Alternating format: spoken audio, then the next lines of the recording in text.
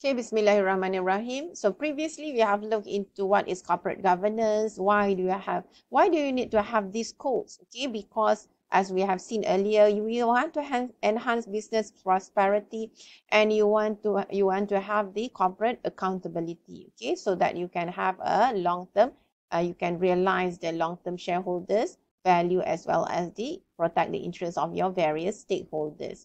So once you have that, and then you can see what happened if we don't have a good corporate governance, and what triggers you to have this corporate governance. So you can, what we have looked before, okay, under the business ethics, we have looked into the scandals that happens in the business, and then in the end, who's going to lose?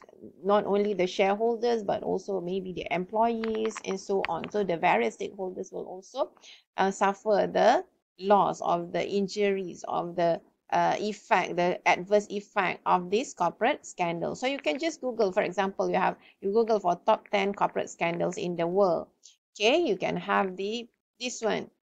A corporate scandal can have a dramatic effect on a company's bottom line. Bottom line means the profit, and finally what happens to the company. So here we take a look at the 10 biggest corporate scandals of all time to explain how they affected each company's share price. So you can see for the first one, the top in the list is the Enron case. You will always have the Enron case. What happens? We have also looked into the Enron case previously. Okay, one of the most famous corporate scandals of all time. Okay, so the situation started in early 2001 when analysts questioned the accounts presented in the company's previous annual report. So they they published the annual report, and then analysts started to question the figures in the annual report. So these accounts used a variety of irregular procedures, which made it difficult to work out how the company was making money, despite it apparently having a foothold in energy, commodities, and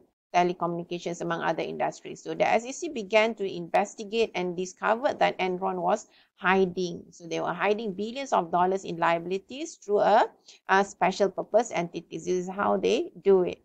Okay, then which enable it to appear profitable. So even though it was actually homologing cash. So that means you are actually having problems, but you show it as if you are making profit. So what happens when they discovered that? What happens?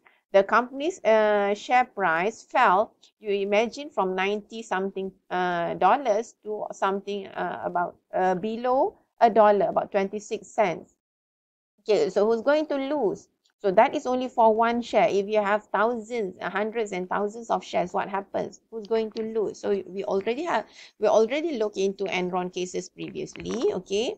And then there are actually a lot of cases about the corporate scandal. So in the end, who's going to lose? So the main one will be the shareholders, because they are the owners. They are the one who invest their money in the company. So when you invest your money in a company, you expect to have a return, so a profit that will be in the form of a dividend or increase in the capital gain. Okay, so you expect something in return.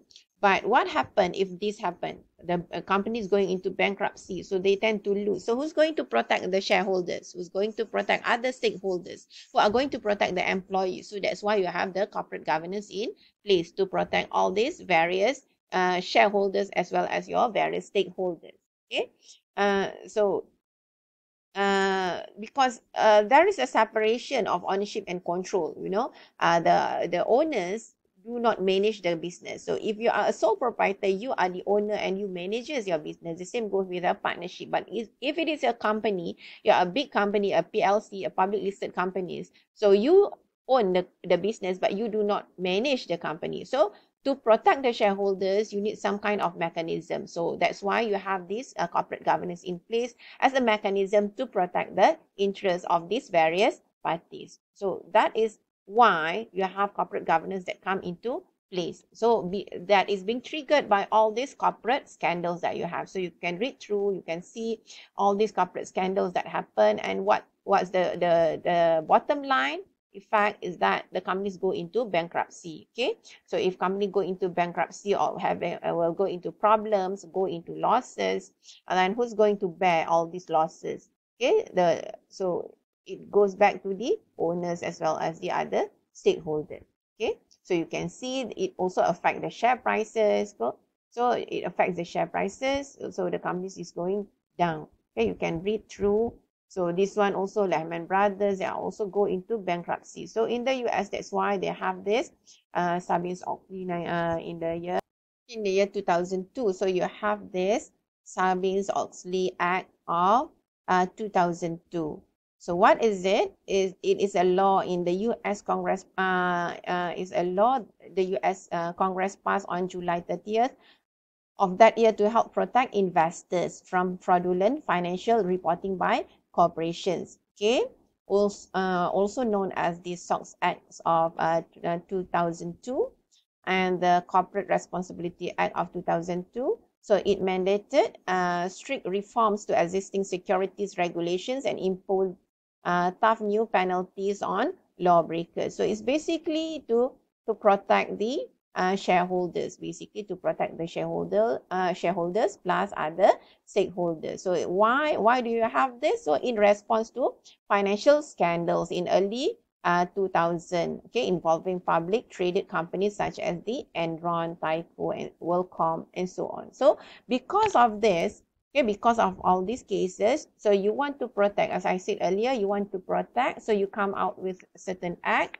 that protect the basically the shareholders and also your various stakeholders. So you have certain act, you have certain the certain codes of best practices. So that's why you have the corporate governance that come into play. The same goes in the UK. You have the Cadbury report. Basic same reason. Okay. So the same goes in the UK. You have the Cadbury report. So what triggers that? So the origins of the report, the committee on the financial aspects of corporate governance, forever after known as the Cadbury Committee, was established in May 1991. Okay, by the London and so on. Why? The spur of the committee's creation was an increasing lack of investor confidence. So the investors now, they lose their confidence in the honesty and accountability of listed companies. Okay, why they lose their confidence? Why? So if the investors, they lose their confidence, they don't want to invest. If they don't want to invest, what happens to the business? They don't have enough money, they cannot continue with their operations and so on. So what happens to the capital market? It going smaller, it shrunk. So you don't want to have that. You want the business to prosper. You want the business to prosper. You want the business to expand. You want the business to grow. So that's why. So because of these scandals, of these issues, so it says that lack of investor confidence in the honesty and accountability of listed companies, occasioned in particular by the sudden financial collapses of two companies. So in the UK as well, they have this financial collapse. Okay, Wallpaper. Okay, Wallpaper Group, Colora, and also you can Google about the Polypack. Okay, so all these things, they have all these big scandals that lose the investors' confidence. So because of that, you come out with a certain guidelines, certain codes of best practices. So here it triggers the Cadbury report.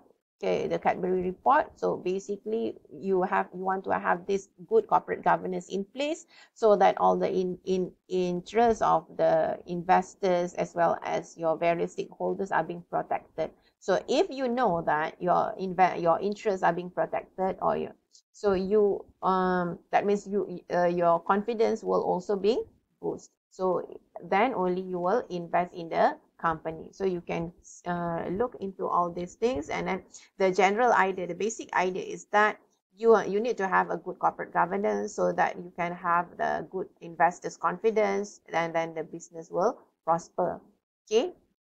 So why do you have all these things? What trigger it to have what trigger you to have the Sarbanes-Oxley Act, the Cadbury report in the UK, and in Malaysia also we have the MCCG, the Securities Commission, and so on, because we want to avoid all these things. You don't want to have the corporate scandals to occur, so that the investors will lose and the various stakeholders will also lose. Okay, with that, I thank you.